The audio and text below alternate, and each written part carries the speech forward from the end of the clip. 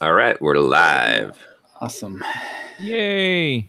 So I got kind of a little bit of a shock today. So I flipped over to my email inbox and I saw an email that with this byline of Josh Earl, and it said GDPR is bullshit.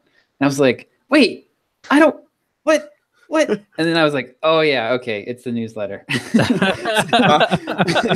So my video was in it. Yeah, your video was in the newsletter.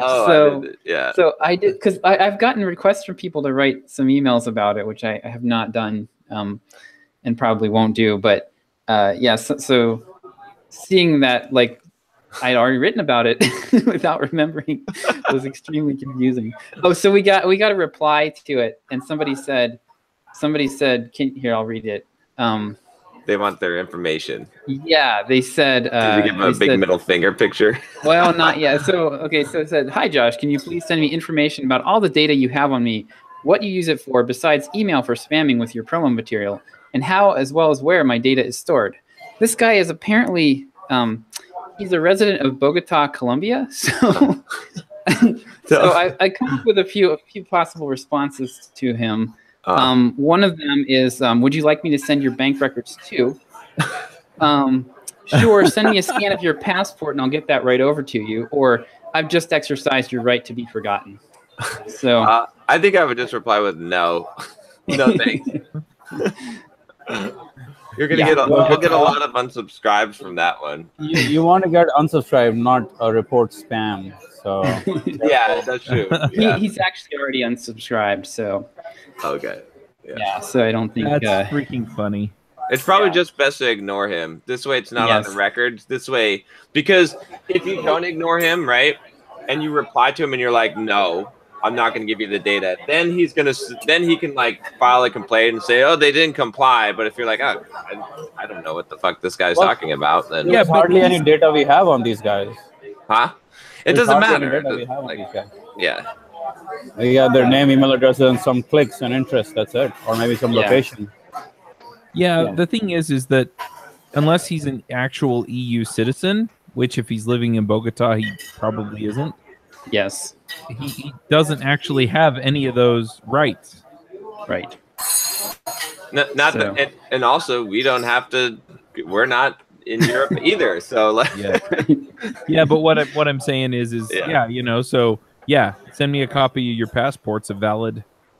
I mean, what are we gonna do? Like, is it gonna be like I don't know. Let's say that Turkmenistan decides that now they're gonna make some kind of regulation that says all companies must pay $500 a year to be a valid company, right? Are we gonna start paying $500 a year? Like, what kind of extortion are we gonna bow down to? Just because the European Union says we have to do some shit doesn't mean we have to do some shit. So.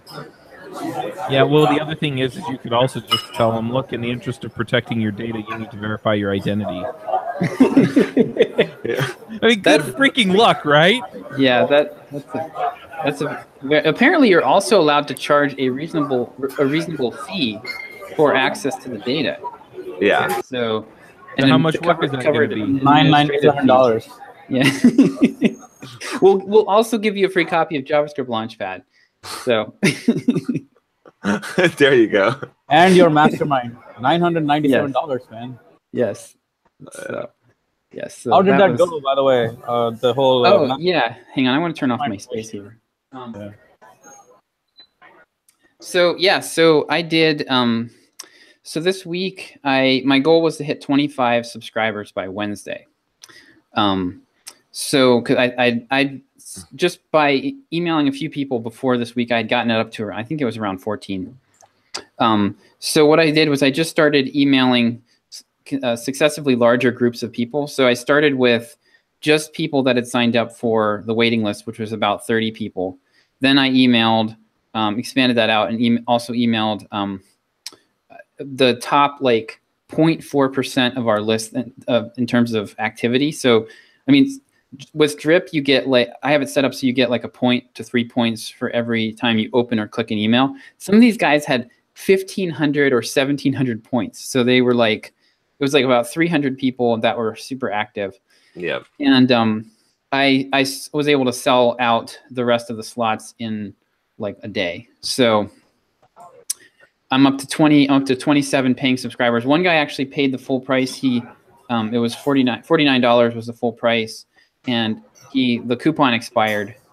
Like he hit the 25 limit, and he would have been number 26, so it was inactive, and he paid full price anyway.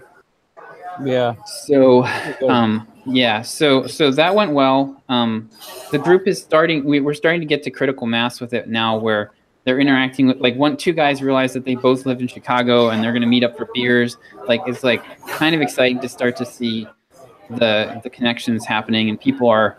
I'm not initially I have to kind of prompt all the interaction, and now people are starting to interact and ask questions of each other. And so I think I need to get it to at least 100 before it's really going to take off. Because it's been kind of quiet today, but once I get it to about 100, I think we'll be. Is it a Facebook community you created? No, currently it's in Slack, but we have a Facebook community, but Facebook absolutely sucks for discussion because it's basically like a slow form chat. It's not really any different from Slack because replies get hidden. They truncate they truncate the post. It's awful, especially as an admin who wants to be involved and try to join in all the different discussions. Facebook is a nightmare. Josh, I don't think you're being fair to Slack, because you can actually search Slack and find what you're looking for in the conversation. That doesn't work. I agree. Yeah, no. So Slack is a step up, but it gets very unmanageable once you get past 25 people or so. So I'm going to be moving to a traditional forum platform, and the challenge with that is that you have to be able to get people to come back and interact. And with Facebook, it's great because they're already there. Mm-hmm. But I think that I'll be able to do this with email because the software will email people. If you post a thread and then you leave, and then somebody replies to your thread, you'll get an email about the reply. Email will help. Well, I'm going to use email strategically to keep pulling people back in until we get to several hundred members, and then it should be fine. Is it Discourse that you're going to use for it? No, I don't think so. I've looked at Discourse, and there are a couple of things I really like about it, but it's not very good for what I want this to become over the long term is a knowledge base. And Discourse is better for is a little bit more geared towards running discussions. Yeah. And it's better for a help desk type of scenario versus this. John, I'm actually using the same software that they use in the Millionaire Fastlane forum. Oh, okay, yeah. So so it's worked really well. It's the most popular. It's called Zenforo, and it's the most popular. It's one of the most popular paid forum softwares out there, and it's really there's a ton of plugins for it. This is what Carl had recommended. And I've since realized a lot of the communities that I'm familiar with use this platform. So what I'm going to do is, especially initially, is I'm going to use drip broadcast emails to keep pulling people back into the discussion. So if there's a thread that's really hot one week, I'll write an email about it and link to it. And then people will, members who haven't been back for a while will jump in on the discussion at that point. So, so it'll be interesting. I'm nervous about going away from Slack because Slack is something that a lot of people are already using for work. So it's sort of almost as good as Facebook in that way because probably half the people that joined already use Slack for work. You can keep both of them alive. Yeah, well, I think that I might eventually do with Slack is make it part of an upper tier. So I was talking to Jason yesterday about this, and we're thinking about I want to get this initial tier of $49 a month solidified. Then we're thinking about having another tier on top of that where people have more of a small group mastermind, kind of like this. And so for that, I think for that I would probably do Slack. So it would be lower volume because if we get to 500, like Jason, he's a mentor with Thinkful, and they have like they have a couple thousand people, all their former students in their Slack thing, and he says it's a nightmare, and he just never go in there because it's so unmanageable. So that's what I want to avoid. But yeah, so far so good. Are you gonna do any calls with them? We're thinking about doing maybe like with this upper tier. So for the lower tier, it would be the way I'm thinking about this is probably the first tier will be all DIY. So we're gonna have like a resource library. The community, you'll have access to that, and then we'll do group like training calls and webinars and that sort of thing. The next tier, like if you want any kind of personal hands-on help, that's where the next tier would come in, and that would probably be like $1,000 a year at least. And we might do like one call a month or something as part of that with just a smaller group. So we'll definitely have to. We're discussing ways that we can keep that from getting out of hand and make sure that we can scale it and everything. But right now, the focus is on the bottom tier of the service, because that's where most people are going to end up. And what I'm modeling it after is there's this community called Copy Chief that it's the best example of a paid community that I've ever seen. And it's a copywriting forum. And he charges you, it's like $9.99 for the year. And he's built out a big library of courses and stuff, but they're all included in the membership.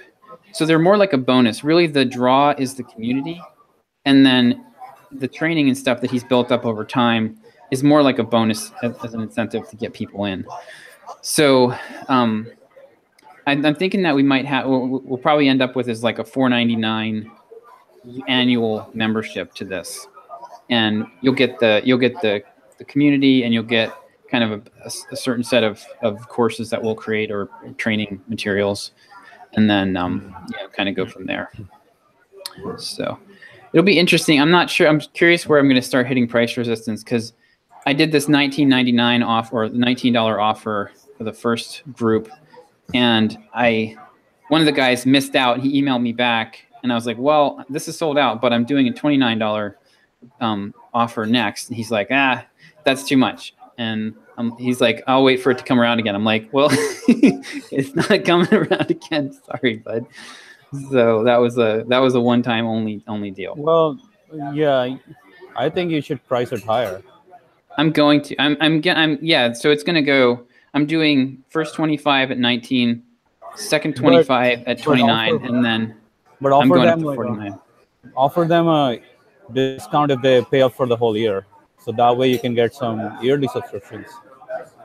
Yeah, I don't want to put myself on the hook for that yet. This is still an experiment, so I want to be sure. Like I told Jason this too. Like the one thing that I want to make sure is not going to happen. I do not want this to get to $4,000 a month and then hit a brick wall.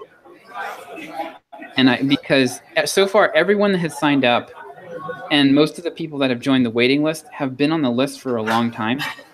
So I'm concerned that for some reason, like we've seen the sales go down recently, I'm concerned that the new people coming in for whatever reason aren't going to go for this, and then I won't be able to grow it, right? If for some reason. So I need to prove that the new people coming in are going to join it as well, and then I'll be good. And then I definitely want to go. So what I'll do is just offer people the chance to upgrade later. Yeah. Because the annual is definitely the way to go, because most people, like, the lifetime value is probably going to be somewhere between 3 and 6 months on this. If I'm like 3 months is pretty typical. If you do really well, it might be 6 or 9 months. So if you can get 10 months worth of revenue up front, then you're coming out ahead. Yeah. This sounds really interesting, just for some of the stuff that I'm looking at too. Because I'm thinking, but for me, like with finding a job and some of the basic coding skills that I want to put forward, I'm wondering if there'd be a little bit of rotation in and out. I don't know if I'd get people long term. Yeah, that's true. That's true. But the flip side is that I've also been thinking about pulling together like a lead developer community and saying, hey, we're going to talk about, leadership and project management and, team building skills and things like that for, lead devs and CTOs that focuses on, leading technical organizations and giving them the skills to handle that. Because a lot of these folks, they get promoted out of the technical ranks and nobody ever explains to them, hey, this is how you actually, build or run a team and things like that. Right.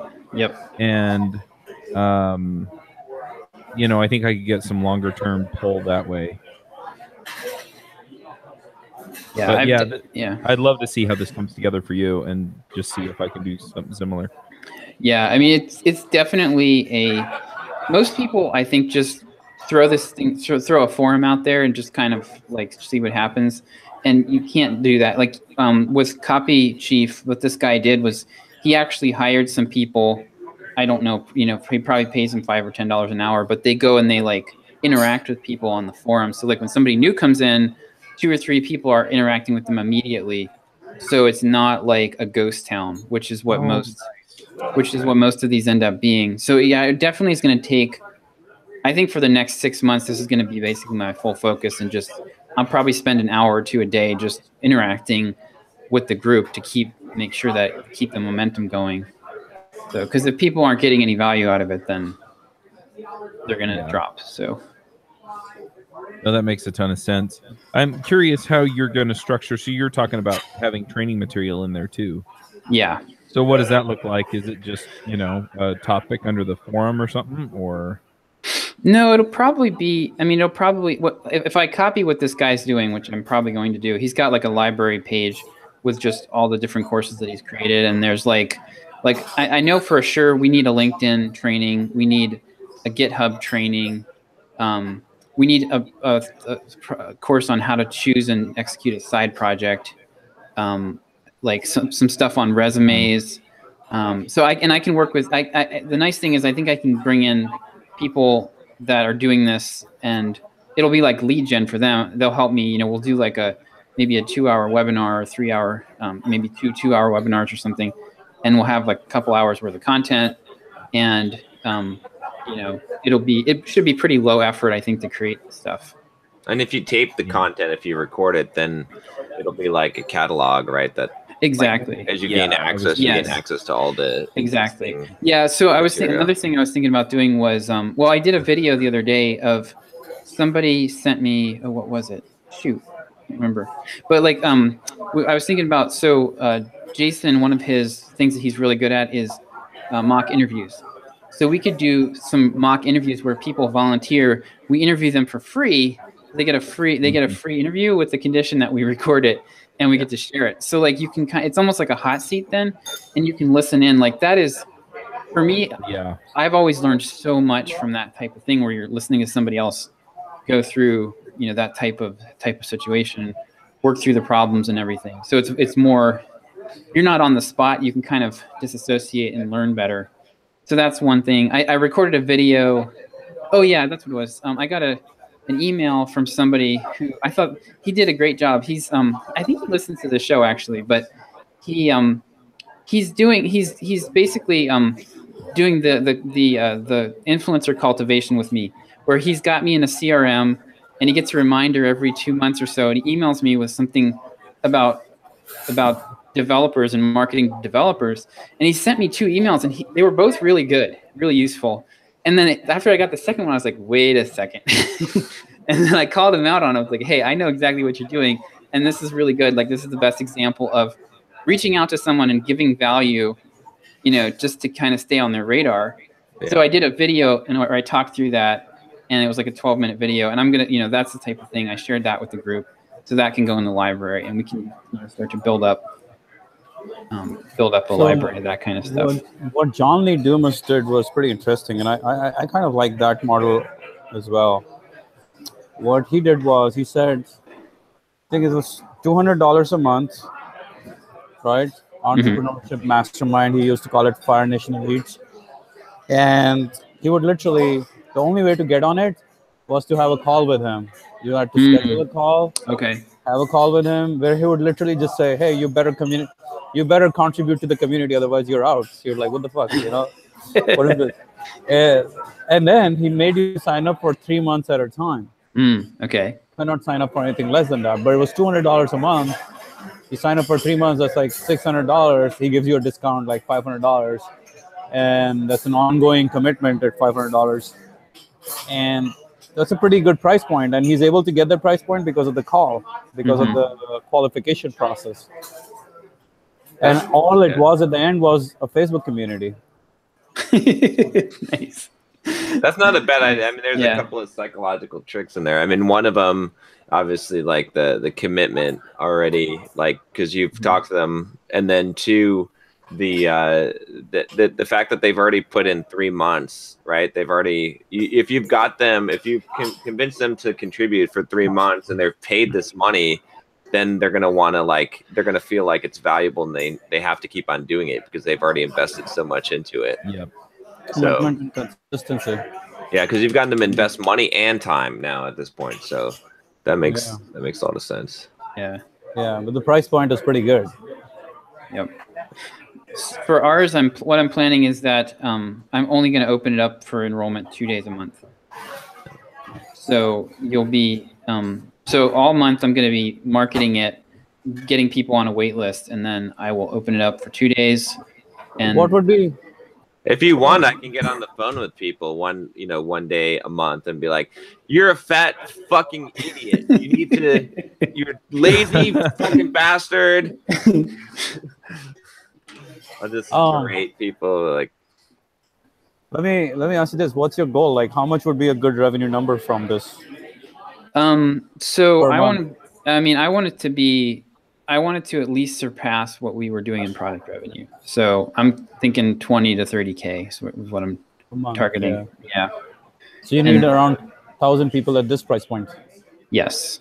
Yep. Well, yeah, probably 1,000 people, or 500. 500 people at this price point, or 450 at this price point, or maybe 400 at this price point, and like 50 at the next tier. But yeah, I mean that's what I'm shooting for. So I just have to figure out where the price needs to be. And so far $19 is good. So I'm going to try for 29. And this way too, it'll be nice because I can go when I go out to the list with the $49 price. I'm going to be like, hey, look, these two, I sold out. These other two. Last 2 times I opened this up, I sold out in like a day. So it adds this. But yeah, like really what I'm trying to engineer here is the scarcity, because the biggest problem with selling memberships is the lack of scarcity. So, yeah. So that's why the call is pretty crucial. If John can get on the call and scream at people. Yep. Yeah, the manual onboarding might not be a bad idea. Is to have calls with people and just like. And it was just a freaking 15-minute call. No, 10-minute call. Yeah. Right now I'm doing. I'm actually doing a lot of the steps manually right now to get a better read on where people are. So they have to reply. Like when I send the emails to them to join, they actually have to reply to me. I don't send out the link. Yeah. The only way for them to get the link is to reply to me and let me know if they have any questions or anything. I'm also keeping a very close eye on. I get emails whenever somebody signs up for the wait list, and I'm kind of watching to see, okay, what are the characteristics of what these people have in common. John, actually, almost everybody that signed up for this first round was in the book launch team, which is interesting. Not surprising. So the way that John Lee Dumas built urgency was he constantly emphasized one thing: the price will go up the next time I open it again. Right. So if you want to get in, right now is the time. I'll keep raising the price. So price plus a call kind of did the trick there. Yep. Raising prices all the time. I should do something like this after my launch. Probably urgency is exactly as we were saying. Urgency is what sells everything. So this is where again, urgency is what will sell. Yeah, this as well. I think especially with our audience, like, Are you grandfathering in? Did you tell them your grandfather into this price, no matter what price goes to? yep.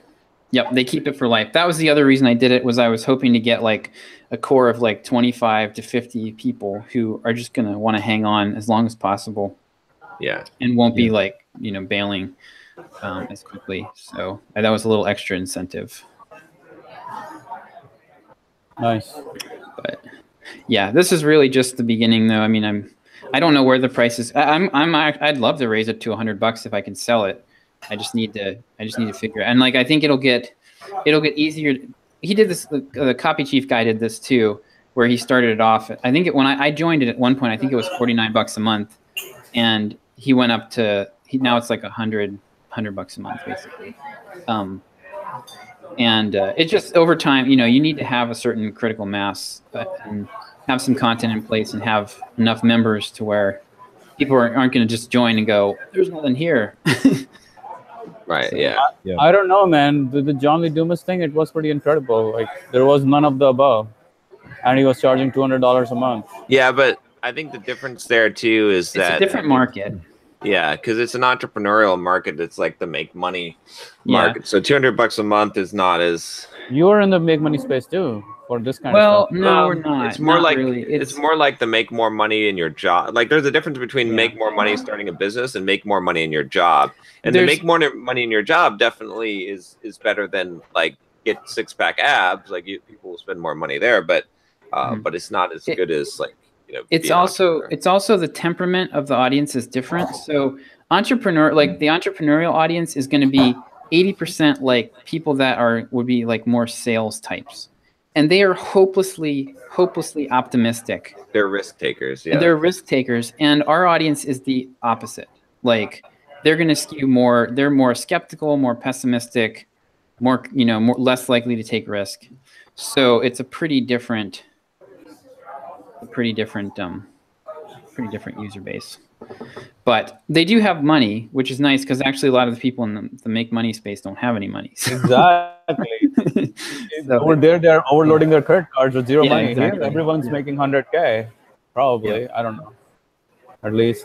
So they have the money to spend. If you say, "I'll show you how to make another 20K," yeah.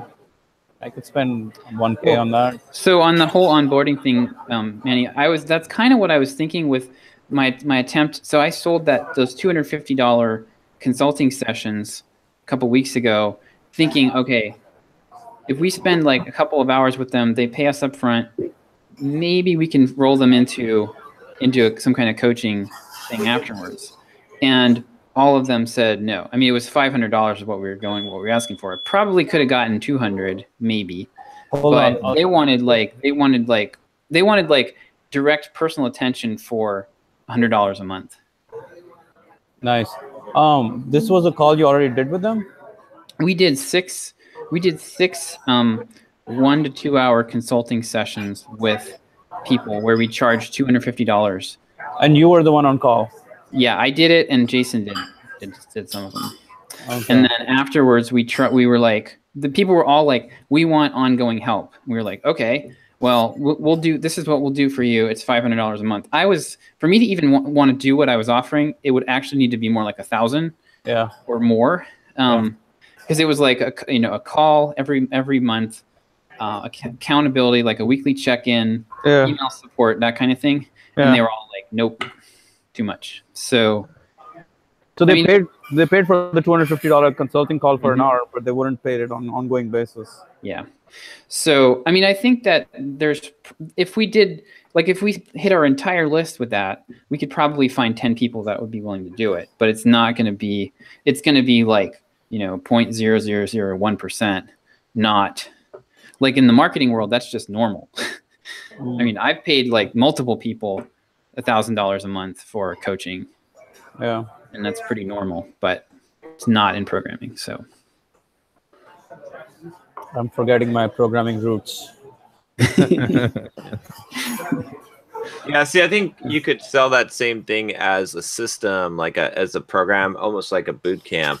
Like we Yes. talked about like a career skills boot camp where it's got a finite like graduation or time period. Yeah. And then 90-day boot camp to get your first job. Like that we could Yeah. sell for sure. And then what you could do after that is you could have a continuation product and say, now you can continue this on for, so many dollars, so much per month. And, Yep. I think that would be what another thing too would be to like have some kind of thing where it basically funnels into the community, right? Because then you've got a price anchoring. So if someone's paying $500 a month for this program, and it's like a 30-minute call every month or something like that, and they do this for like 3 months or whatever, and then afterwards you say, okay, now to join the community, like to ongoing, like with the rest of the graduates, it's like $100 a month. Now it's real cheap, $100 a month, right? They're getting a big discount. So Yep.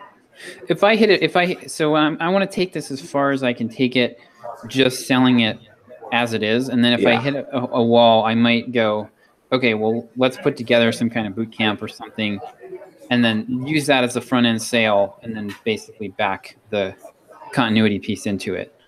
Yeah. So I want to see I'm curious to see how far I can take it without having to complicate it any further. Yeah. So I'm happy. So my goal for June then is to get it up to 100. So you're just going to open it for a day and say, or 2 days and say, hey, we're opening it for a day. And what I'm going to do is I'm going to do another round of, you can get this for a discount to get in at least 25 more people. What I might do, I'm torn between saying members 26 through 50 can get it at 29, and then everybody else pays full price. Or I might do members 50 through 100 get it for 39, and then it's going to be full price after that. So I might do 2 rounds of grandfathered discount offers before I roll it out to the whole list. well, you should keep doing that. Keep increasing the price. So every time you do it, you say, hey, the price will go up next time. And you added another $10 for another 20 people or so. So the urgency is always there. And at some point you hit the threshold, and then you know, okay, well, this is it. Now I'm not going to raise the price, because you see diminishing returns at that point. Yeah. That's true. Yeah, that would show me where the ceiling is.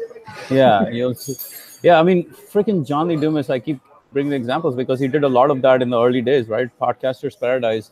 He would basically announce it every day on his podcast saying, hey, by the way, join Podcasters Paradise for $100 or $200 lifetime. I will increase the price next time I launch it again, or next time we open it again. And literally he would do that. It went from $200 to $300 to $500 to $700 to $900 to $1,000 to $1,500. It's like keeps going. Kept on doing it. Copy Hour, he's done that too. He's up over 1,000 now. Yeah. When he started Podcasters Paradise, though, it was lifetime access. Yeah. It was one-time lifetime access, and eventually they went to monthly payments for access. Yeah. So I don't know at what point you switch, but yeah, you could also do something like that. Yeah, and it's just the fact that he was using urgency to keep on, getting people enrolled. Yeah. I got in pretty early on that. Then I have lifetime access. How much did you pay? I ended up paying $1,500. Fuck.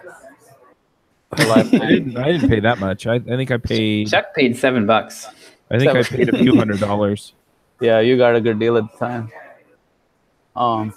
Yeah, shit, I paid a lot, but yeah. So I think the urgency factor, the price urgency factor, is the easiest to sell on compared to anything else. Yeah. That it's gonna keep going up. Because you can always keep going up. You can just go from $29 to $30 at some point. You just don't know how much it's going to go up. Well, and if they quit buying, then right? Yeah. Yeah. Okay, but then, I need to go back to the other price. Yeah. Then you've told everyone you're going to raise the price. And now you're lowering it. No, you won't lower it, though. No, you won't lower it. Like, okay, so you'll see where you got all the signups at 49, 59. It's still getting the good conversion. You're like, all right, at 69 it was a drop off, then leave it at 69 for a while. Yeah, the other thing is that you could also just say, we'll raise it, after so many sales or something. But one other thing you could do is, once you get to a certain size, if it's a monthly fee to be a part of it, you may just be like, it's kind of big enough anyway. And so you don't raise it anymore. You just, if people will buy it at that price, then that's the marginal cost of doing, of helping them out too. And the target is $400 at $49. The target is only $200 at $99. So the number of people you require to get to that price, that thing keeps on decreasing. Yeah, that's true. All right, we'll have to think about that. It's just like what we're doing with our price testing on the offer, right? Mm-hmm. Like 49 would have worked, 69 would have worked, but the price that worked was most sales, whatever worked. Yeah. Yep. All right. So did you do your launch, Manny? No, I did not. Again, another week delayed. So let me send you the link. Take a look, Josh. Okay. And everyone, I guess. I actually showed it to John for a bit. He gave me some good feedback, so I incorporated that. But one of the questions that we had was like, okay, anyways, go ahead, start. All right, pulling it up here. Yeah. I'm using an in private window so you don't collect any data on me. Oh, I already collected all the data you don't even know about. Don't worry about it. You have the right to be forgotten. That's true. Yeah. That's true. All right.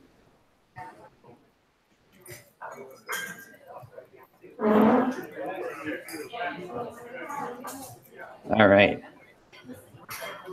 This is a lot better than the last one we saw. Yes, it is. Yeah, why do you say that? Just because immediately it's hey, look, this is what you're going to get, and it's the benefits. Yeah. Yeah, last one was learn to meditate in 4 weeks, and this one is like exact top line benefits. Yep. Yeah, I like the headline on this is a zillion times better. Okay. Mm-hmm. I do think you need a hot yoga chick meditating though, right on the front there. I'm gonna lose all my clients. It has to be discreet. It has to be like you know what I'm talking about. It has to be subliminal. It has to be flashing hot yoga chicks.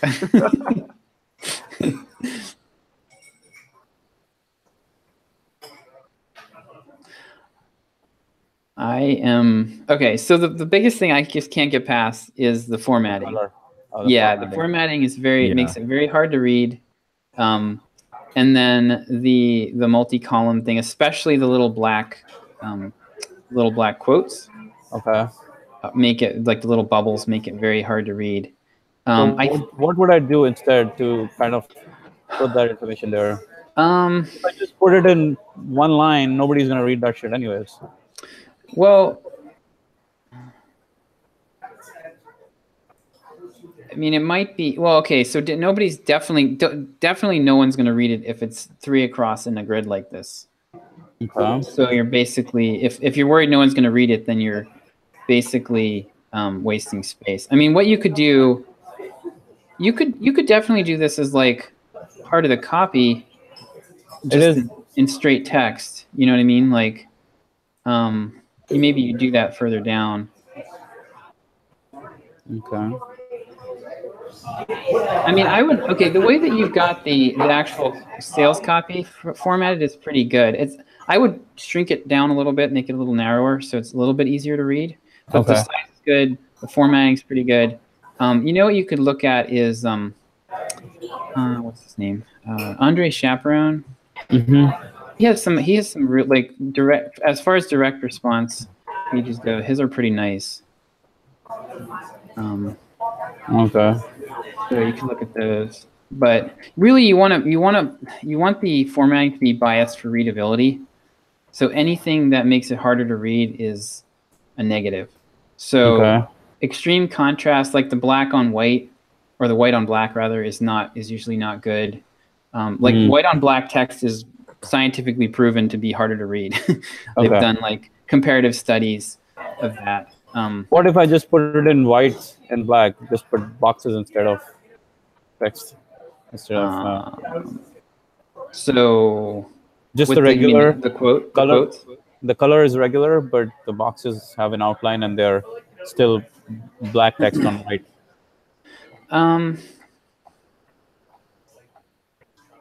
Or maybe I pick out some pictures from books. Okay, I the think question. so. The problem is that like you want to get people reading as quickly as possible. So the headline is really designed to just get them in and get them to start reading, and then you want to keep them reading. And with this, you've got like 3 screens or 4 screens before you get to anything that's not like a little tiny tidbit of text. So John was asking, like John was also wondering about this. Like, should I move my story all the way up top right after the headline? Yes. What you could do would be to do like you could have. I'm thinking about this here. So I wouldn't like. I guess this is going to be your list. Normally, I wouldn't be talking about the workshop above the fold like this. But since it is going to your list, so they already know it's coming. They already know it's coming, so it's not as big of a deal. But I mean, what you could do would be to just go take this, like, get these scientifically proven benefits of meditation, and then just start like list a few bullet points underneath that, and then go right into your story. And I would get rid of the formatting and make it just look like part of the either like a sub headline or part of the top of the body copy. So remove the black, complete the black background completely. Just go with white and black all the way. Yeah. White, black, and green, and whatever. Yep. Okay. Yes. Usually what I recommend with this is start with the simple version of it, and if you're going to do something, if you're going to add anything design element to it, do that after you've already what your baseline is, because like the bland, boring white background, black text, simple single column, like that that's a pretty safe bet. And then design can help or hurt you from there. So if you don't know what the baseline is with the simple version, then you just start adding random design elements to it. Then it's a crapshoot. Okay, so in terms of the sections, the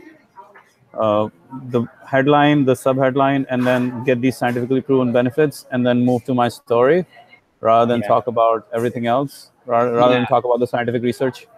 Yeah, I think bringing that in at the end or towards the middle, where you're like, look, I got all these benefits, but it's not just me, like this, other people, here's all the authority figures that have talked about this too. Like, it's more of a proof point than it is something that you bring in right up front. Okay. I mean, unless the one exception to that might be if you've got a huge celebrity that you could bring in, but you're kind of doing that here with yourself. Like you are kind of like the celebrity. So, that their interest in you and what you have to say will help carry them into the copy. Yeah, he's kind of got the reluctant hero story going on with with it, right? So. Yep. So what you guys are saying, and what actually kind of what I'm doing is, after the story, I go into, hey, it's not just me. After the story, you see the benefits from Harvard, or from the research studies from Harvard and UCLA and Wisconsin and all those things. Yeah. And with some pictures and explaining exactly what they said. And after that, I go into, if you keep scrolling, you'll see like into people like Ray Dalio and Oprah Winfrey and Mark Benioff and U.S. Marines and NFL teams, and all those people. I've taken them as examples of people who meditate. Yep. And that's basically that's all the 3 different angles that I want to hit from. Right. Yeah. One other thing that I was scrolling through your page. I don't know if somebody already said this or not, because I was kind of tuning in and out as I kind of browsed this. But one thing that I did see was that it feels like there's a lot of story here from you. And I would just boil that down to one example that people really identify with and just hit it hard that way. So, if it's finding a job, or, leveling up, or You have stuff here about not getting kicked out of the U.S., but just nailing that down so that it's like, hey, this is one example where I got this amazing outcome, and like getting 3 job offers in less than 30 days kind of thing, right? So you can talk about how meditation helped you make that work, and that way it's not, oh, okay, there's a whole bunch here and I don't need to know Manny's whole life story, but you can just hit it hard at this is one instance where it might matter to you, and then you can give some more social proof, like with all of the famous people that do it, and then maybe tell another story later on if you want to. But yeah, I think there's a ton here on this page, and I don't know if anyone's gonna actually read through it all. One thing, Manny, I'm scrolling through here and I realized I was thinking one thing that you might want to hit up front is, were you ever skeptical of meditation? And I get down here and it says, I was extremely resistant to meditation. That should probably go up top. Okay. Oh, yeah. Okay. So like the Reluctant Hero story, you want to start it with like, you're almost starting with like the objection that they have, right? And then you're saying like, I was in the same spot that you were. And I would even make that, you potentially even make that like kind of a subheader or something like that when you start your story, like basically I thought meditation was complete BS. And my experiences changed my mind, and here's what happened. And so then you go into your story. See? So to Chuck's point, which he said, like, don't use so many stories. What do you guys think is the sweet point there, or how do you like balance that out? Or do you tell only 1 or 2 stories and be done with it, or do you only tell 1 or 2 things and walk away? So the lead, so what you're doing here is you're using your story as the lead, which in sales copy, that is usually up to 10%. So if you've got so I would think like for you, maybe you're like almost 9,000 words. So maybe if you think about, okay, I'm going to chop this down. I'm going to chop my part of this down to maybe, 1,000 or 1,500 words. So that focus you on one. I think focusing on one specific, whichever story you think is the most powerful, you can and you can leave out. It's a little hard to describe how to do this, but you can leave out steps. Right? I mean, it happened the way it happened, but you can leave out chunks of it without compromising the lesson that you're teaching, right? So the stories are. So there's the one you've told me these before. So there's the one where you thought you were going to fail, or you felt like you failed the exam when you were in India. The hilarious story. I mean, it would have been horrible to live through it, but the Ambien thing is, or the Ambient Valium. That's somebody else. Roseanne Barr's story. Never mind. So I like this. I'm just scanning the headlines here. I like that you went to this retreat. That should probably be in there. I also have another idea here too, because each of these stories. So when I'm telling a story and I really want people to resonate with it, what I find is that I'm actually telling their story. It just happens to also be my story, right?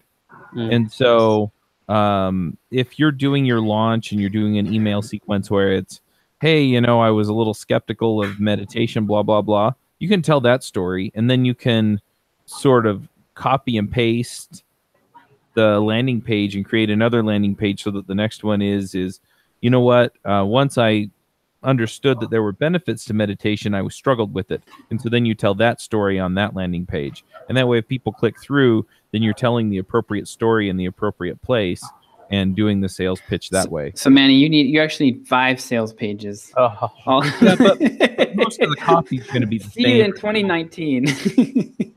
But I'm just saying, because each of these stories are going to resonate with different people. Yeah. So you could do a launch where it's focused on just one of these stories or one of these scenarios. Yeah, it sounds like that would be like it's like a launch formula, project launch formula kind of deal, product launch formula, like multiple stories spaced out Yep. videos, kind of maybe a future launch. But right now, Yeah. I can't. Okay. But I Yeah. would just if you're gonna boil it down to the most common story or the most Yeah. impactful story, so that you can make the difference that way. Yeah, I mean, I think the one about you. So I'm trying to get a gist of what the stories are here, but So there's one one is where about coming to US and like changing from physics to electrical engineering and computer engineering, and undergrad in physics, and then going to electrical and computer engineering and figuring that out in 2 years. So that kind of shows the pressure, the learning, yeah, all that stuff, and then the job offer thing, which is like 3 job offers in 30 days. So that one is like more resonating with the crowd that's dealing with all those situations. So focus and learning are really important for the crowd. Focus on productivity and learning, I guess. Yeah. I mean, I think yes, those were the two stories I was thinking of too as I scrolled through this. I think pulling one of those out and showing how either like even if you were meditating at this time, like showing how it helped you deal with it. Like the one where had to get the job offers. That one could be useful because you have a control group, right? You've got all your friends who like completely fell apart in the same type of situation, and you got yourself in gear and you're able to come through it. So that's interesting from that perspective. And then the other one is really good because you're able to absorb a lot of stuff and work through a very high pressure situation and focus and everything. Does it matter that it's so far behind? Like we're talking the year 2000, like so long ago? I don't think so. Yeah, I don't think so. Yeah, it doesn't matter. I mean, you don't have to be real specific about the dates either if you feel like that would help. I mean, you don't like it's just it happened, right? I mean, you can tell it the way you want to tell it. So. Okay, so tighten up the stories. You're saying go with one or maybe one or two, and bring in other things at the. I would say one. Yeah, keep it focused. And you didn't waste this effort because you can totally use all these pieces in emails. You can use them like in a lot of different ways. Yeah, in video communication as well. They're almost a little bit like with a sales page. What you're really trying to do is like get your full sales pitch out, right? And then you can pull pieces of it out and rearrange them and everything. But yeah, I mean, like these are the stories are a little disconnected, so they're perfect for email. Why do you say they're disconnected? I mean, like, well, they're very different. Okay, so like the one about you taking your exam is like a self-contained unit. And I see. You know what I mean? Like it doesn't they're like it's like a series of anecdotes that they're not like causally linked necessarily. Yeah. It's not one story that's flowing. It's multiple events happening. Scenes. Yeah, scenes in the movie. Yeah. But fuck. Okay. So then the research part of the story, or the research studies and stuff that come after the story, I should be shrinking those down as well, or should I bring them into the story somewhere?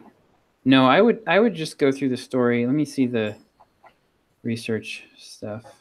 Yeah, if you can tie it into the story somehow. It turns out that science says that this is what happened, right? When I meditated, and this is why it paid off. It's not just woo-woo crap. It's actually, here's the science behind why this worked for me. Yeah. And anything that doesn't add to that point, yank. And that way it's easy to digest and it's all part of the same narrative. So what you guys are saying is let's take a story and then bring in the scientific literature or like tidbits of scientific literature during the story to explain why it was working during the story itself. Just build it up. I would do it after. After? Yeah. Like tell the story and then explain the story. Yeah. Okay. Tell the story. Your brain works this way. Blah blah blah. This is why it worked. And then you can do a quick sales pitch, and then you can also add the social proof and say, hey, this is the same benefit that Oprah gets, kind of thing. Right. So tell the story, get the proof from the scientific community, and then get the anecdotes or other people to back it up, Yeah. and then go into the sales pitch. Yep. One other thing I'll throw out there too. It's better to say one thing and prove it beyond all shadow of a doubt than to try to say 10 things. So a little bit of what's going on here is there's so many benefits that you're trying to get them all in. Yeah. And it's better, like what I would do is, okay, stick with a core. You want to have a core set of a couple of benefits that are the most appealing that you can just hammer home throughout the whole thing. And just like, after you read this, you should have no doubts that you would get these benefits if you did this correctly, right? And then if you want to you can still bring in other points, but where you would do them would be in like the bullet section.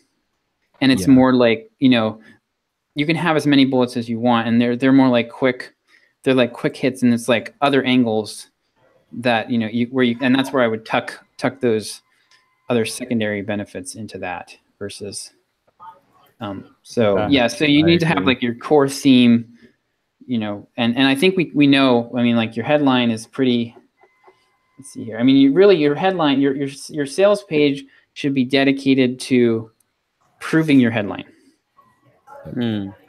That's the thesis statement from 4th grade essay writing.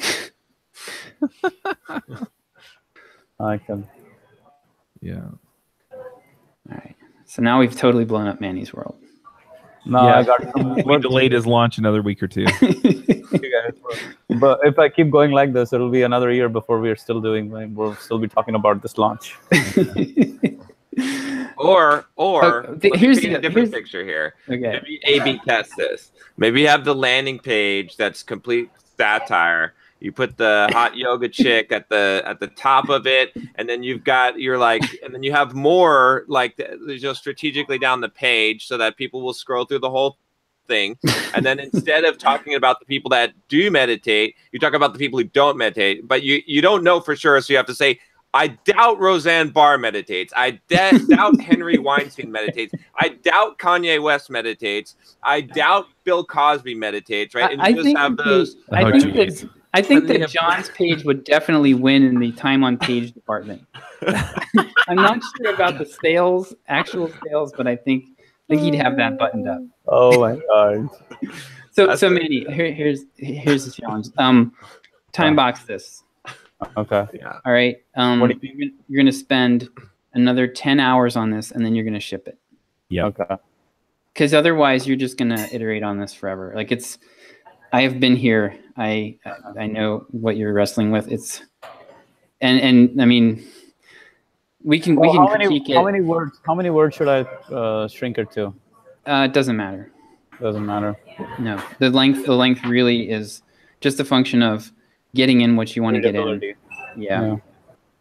And making it interesting. I mean, if it's I've seen sales pages that were 90 pages long and people read them. So, I mean, don't worry about the length, but the focus and the clarity and the readability and the interest is what you really want to have.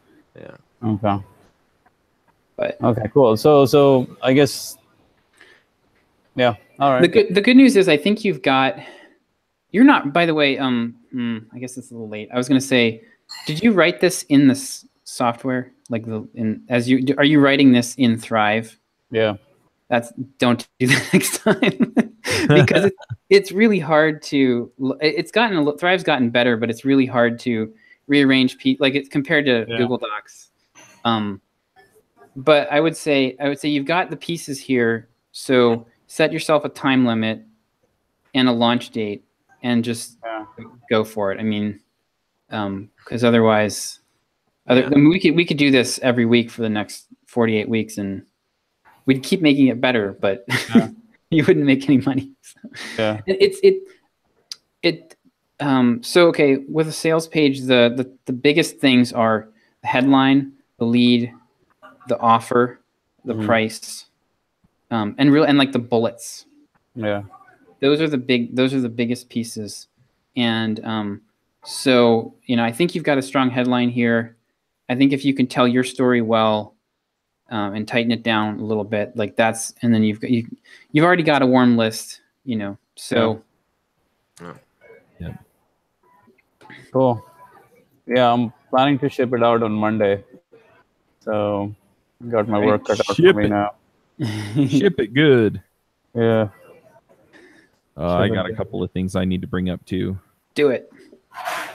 So first of all, I just had a sponsor get back to me and say that they weren't going to renew because they weren't getting the ROI that they wanted.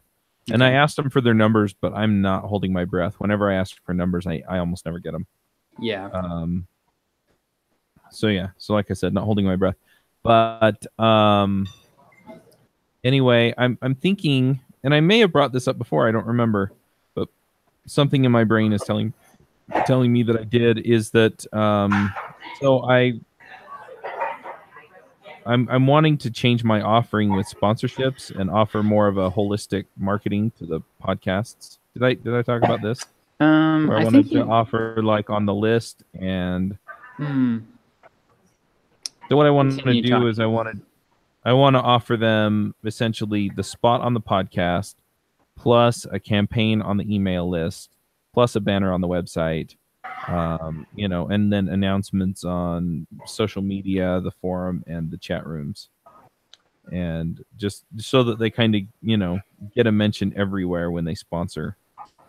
We've been there. Yeah. The problem we faced with that was that they're like, well, we just want to buy podcasts, but they're like, we don't know about all this other shit. So I don't know though. I mean, to me, it still sounds like a good idea, but yeah, it's kind of what I would do, what I would suggest maybe would be to try it out with a few people. Don't put any work into it other than thinking about what the packages might look like. Yeah. And then offer it as an option. So when you are on a call with somebody, say, hey, I can give you podcast only for this price, or I can give you podcasts plus everything else for this other price. And then let them decide. And if you get 10 no's, no thank yous, then don't do anything else with it. Yeah, if they're willing to pay more, then it's an added value. Or if they're not willing to pay more, then it's not. So what I found was that it seemed like people were very reluctant to buy. Like they'd been burned on a bunch of different media, and they specifically liked podcasts. They specifically liked email. They were cautiously optimistic about YouTube, and everything else they were like, been there, done that. Banner ads don't work. I don't care about any of that other stuff. Yeah. Yeah. I don't know. I kind of want to be sort of the premier place to go to advertise to developers. Mm-hmm. And I'm sure a lot of other people do too. But I feel like I have to do something different in order to make that happen. And I think part of it's our content and part of it's, how we, make our listenership available to them. But anyway, I think that's probably the direction I'm going to go is, I'll just offer this to a few folks. But they don't get the everything package unless they sign up for at least 6 weeks.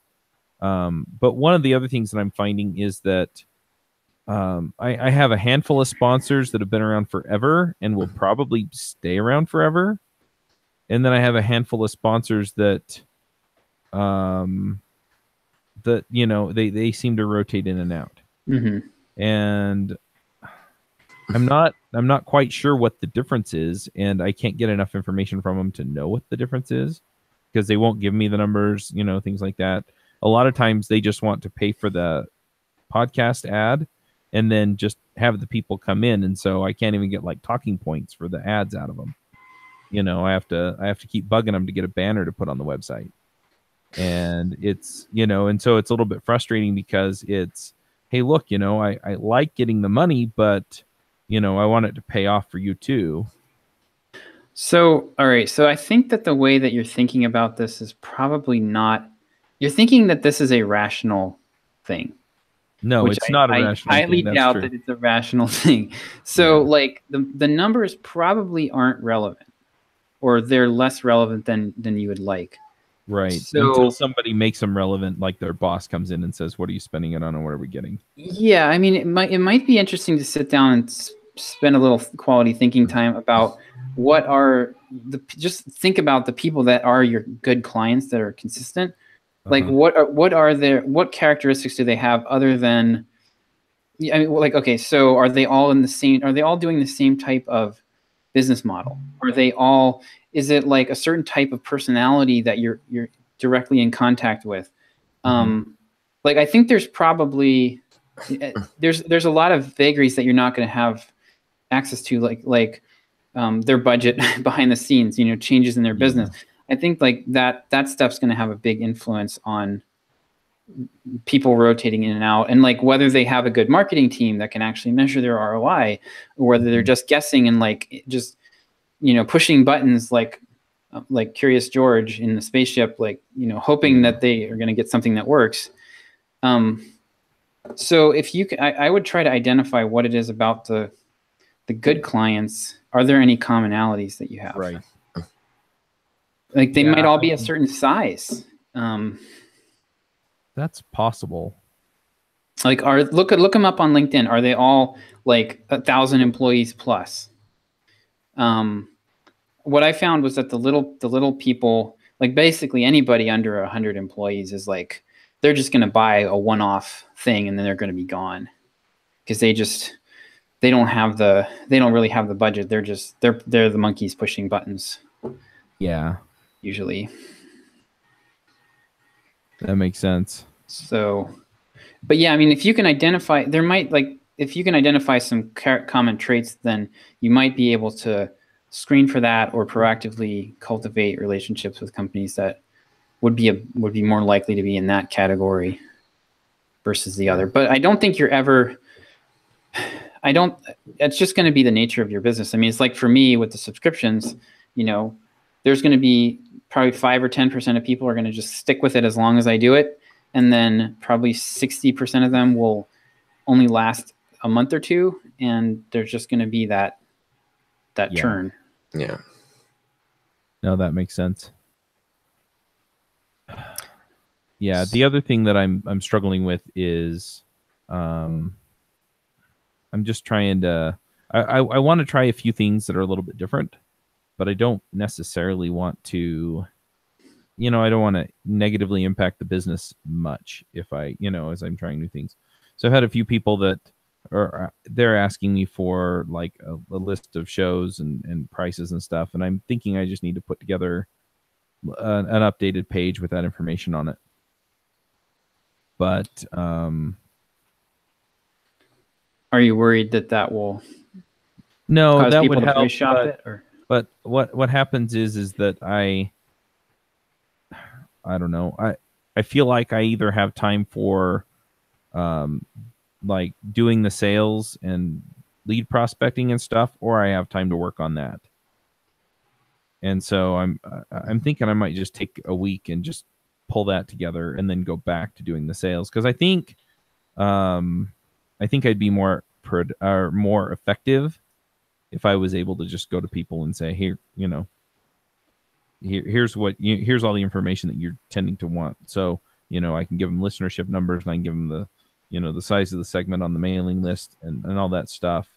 And that way they know how much reach they're going to get. Sort of like our media kit that we did. Yeah. And I had a media kit for a while, but emailing a PDF kind of sucks. And so if I could just say, you know what, hey, here's the sponsorship page. Here are the different things we offer. And, here are all the numbers to back it up. Mm-hmm. If you're going to do this, write down all the steps to collect the numbers. Yeah. I made a mistake with mine where I didn't do that initially. And it took me several days to like come up with all the numbers that I needed. What do you mean write down all the steps to collect? Okay. With subscribers, you log into Drip, you click on the subscribers tab, that kind of thing. Yeah. Well, then I can just hand that off to Michelle or whoever I hire to help me with that. So you don't have to do it every quarter like I did. Yep. Yeah. Doing that every quarter is no fun. But yeah, I think that's kind of where I'm going to wind up. And if I have to do it manually for now, and then I can write a script that'll pull it all together later, but yeah, I think there's a certain level of payoff that I need to do there.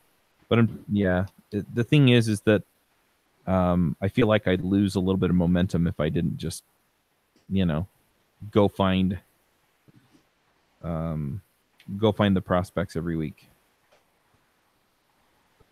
I don't know.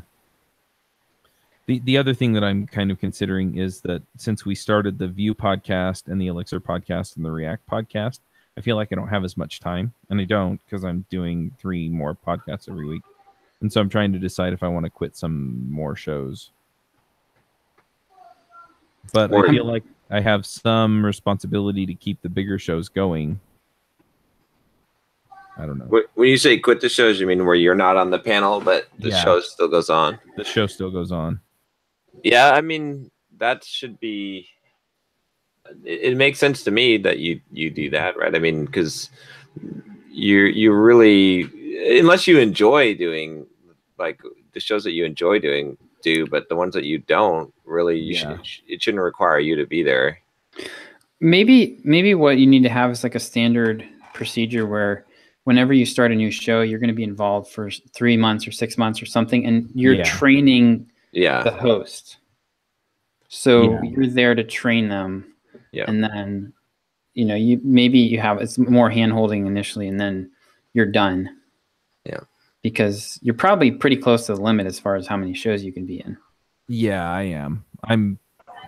Yeah, if I could cut half the shows I'm in, that would take a huge load off of me. So, well, where is the tipping point there in terms of time spent on the show versus money made from the show overall for you, right?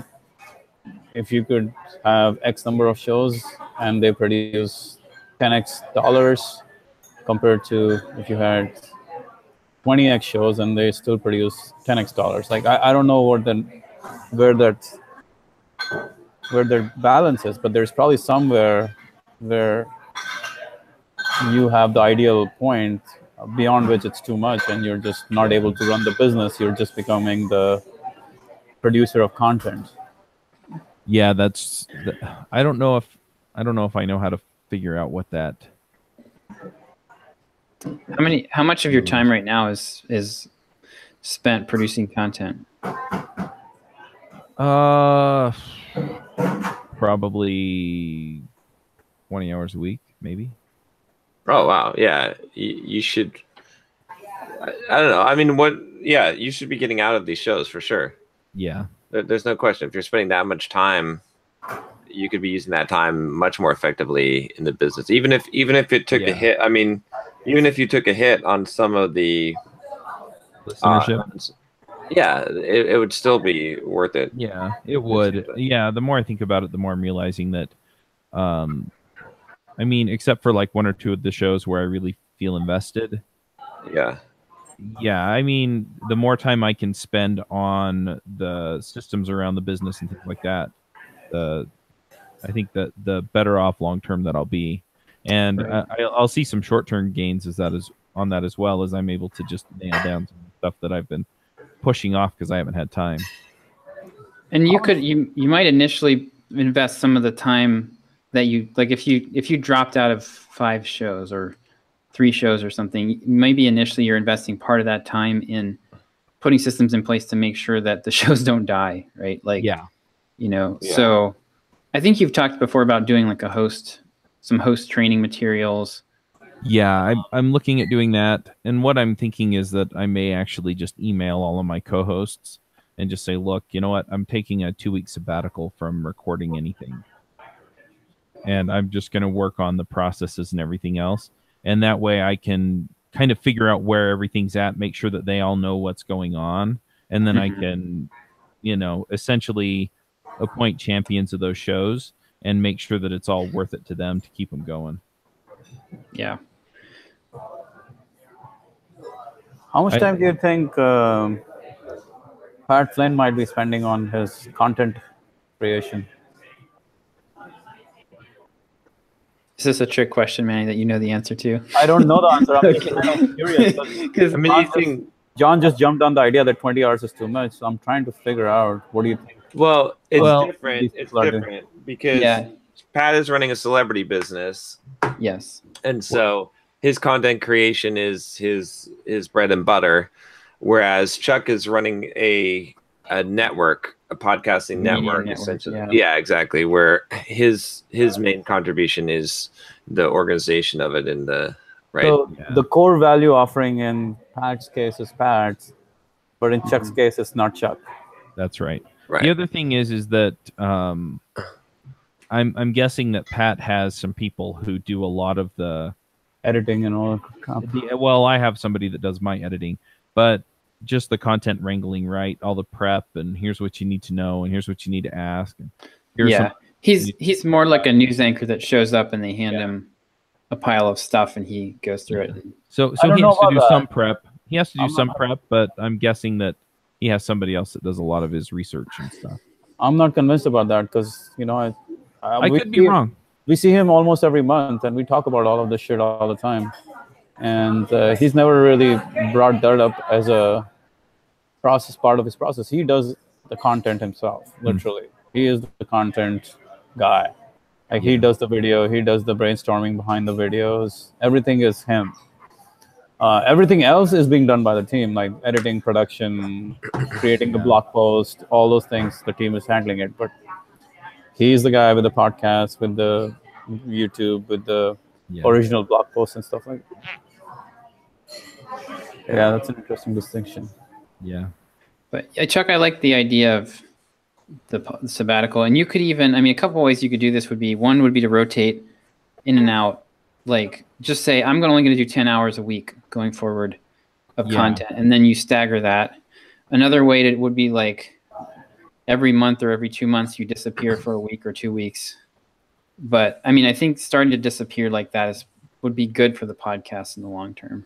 Yeah, I think so too. Well, and I kind of did it last month, because I was, I was just going through stuff and I just didn't want to show up.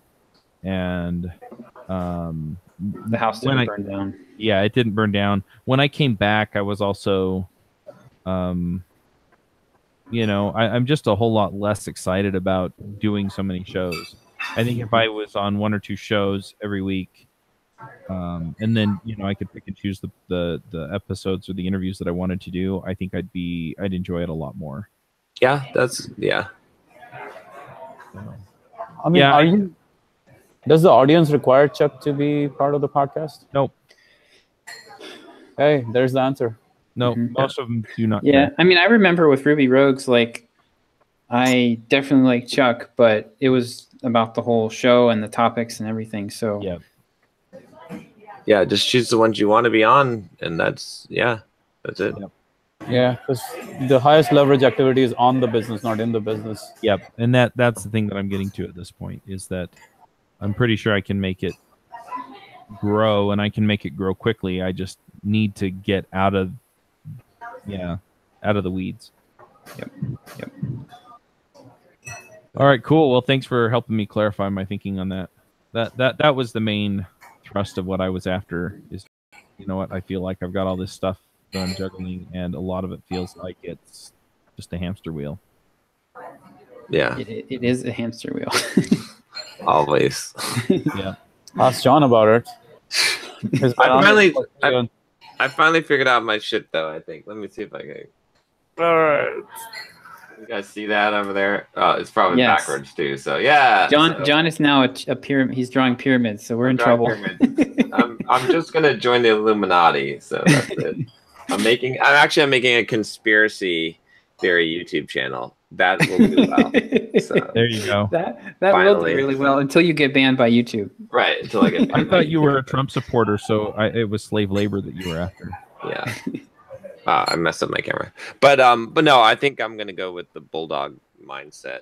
Did you find the domain? I got the domain. I own the domain now. Oh, nice. Okay. And then the three, like the triangle, the triune, the Bulldog mindset is in the middle, and then 3 points of the triangle are fitness, wealth, and relationships, right? So it's all like that and the Bulldog mindset is the thing that drives all of those things, right? And so then I'll be able to talk on each one of those points and build build content based on that. So that's where I'm going right now. And so everything kind of fits into that. Like everything either fits into one of those three categories, or actually, or the encompassing fourth category, which is the mindset, right? Everything that like Stoic philosophy, the philosophy stuff, book reviews, all the kind of stuff fits into the middle of just the mindset, discipline, mental toughness, all that, productivity.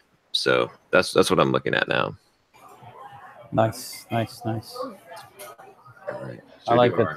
Thoughts for the week? Camera off. I'm gonna puke. Fortunately, Google is helpfully focusing John's camera while he's doing that, and we're all. I've got a huge screen here, and I just see this. Oh. So I have a thought. So one thing that I've been dealing with a bit, and I think I talked about this last week too, is just I've been dealing with a little bit of depression. It's not serious. I'm not worried about hurting myself, and I'm not thinking that, this is never going to end. But like yesterday, I had no energy.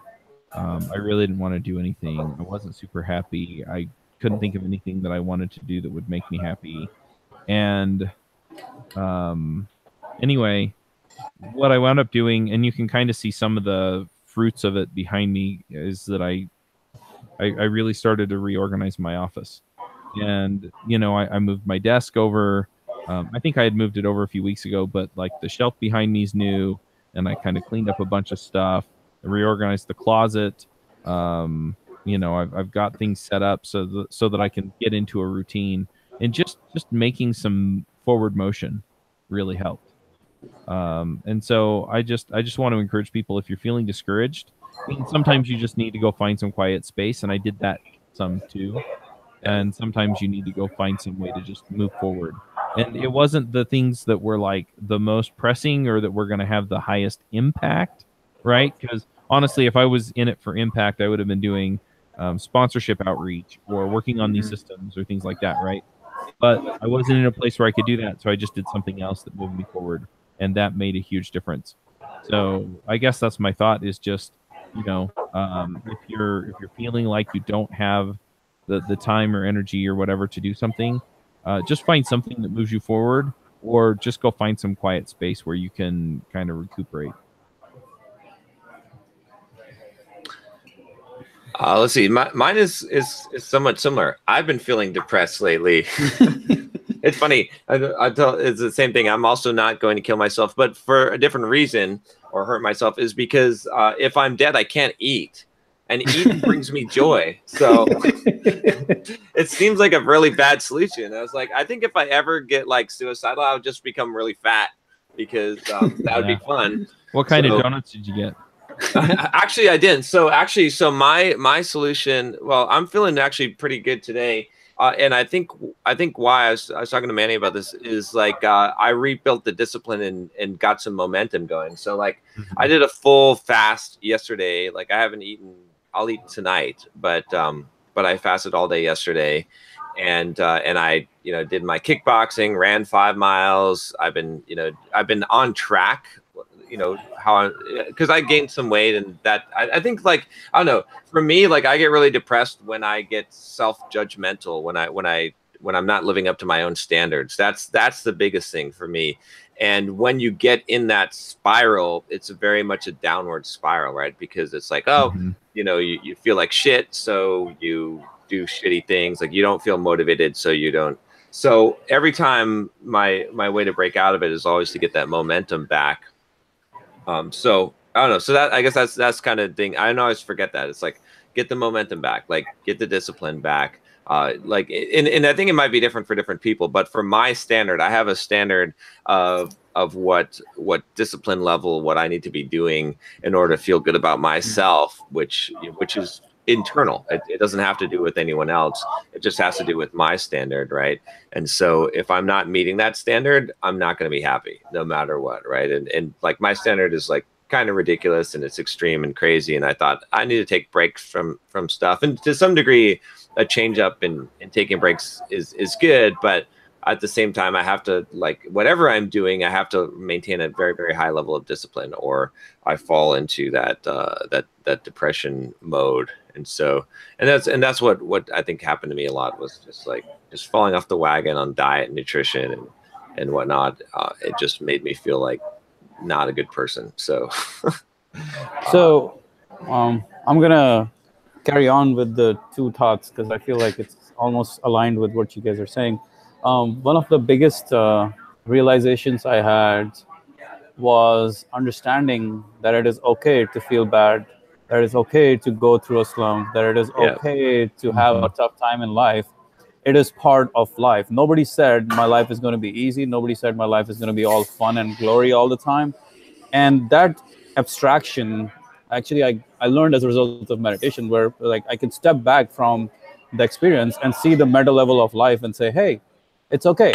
This shit is happening. And as soon as I allowed myself to feel that, hey, shit is bad, it paradoxically, it's like the most joyous thing you can do to yourself, because you get the meta level perspective and you see shit is going, but you say, hey, that's part of life. That's okay. That's quite okay. And you have a new lease at life, because now you accept the fact that life will be tough at times. With acceptance comes tremendous relief, joy, and ability to improve. But with struggle, with fight, it's a constant fucking fight till you die. You're like, oh, I shouldn't be feeling bad. But accept that you're feeling bad, and it's so much better to deal with it. Yep. Yeah, that's very true. It's paradoxical. Yeah. I want to piggyback off something John mentioned, which was the momentum thing. I was thinking about a couple of days ago. I was like, you know what? Really, the last good thing that I feel like really happened for me with Simple Programmer was the book launch. It's just been this slow downward slide in ever since then. And just like, I'm like, I just need to get back to winning. I need to get back to feeling like, like I'm able to win. And that's actually why one reason why I'm pacing myself a little bit on this rollout of this. Cause yes, you can like, if I know that if I just blasted the whole list and did a big launch on this, I'd make more money. But then what would happen probably is for the next year, I would watch that slow decay as people are dropping off, and I'm trying to figure out how to sell it, and I'm losing momentum for the next year again. And I really don't want to do that. And that's kind of why for me, this has been very helpful, to build up my confidence again by doing this in stages. Versus just going all out like that. And for me, the momentum thing is huge. If I don't feel like I've got when you have positive momentum, it's like you're unstoppable, and it's amazing how fragile that is. Oh yeah. Yeah, momentum is one of those things. It makes you look better than you are, and when you don't have momentum, it makes you look worse than you are. So it cuts both ways.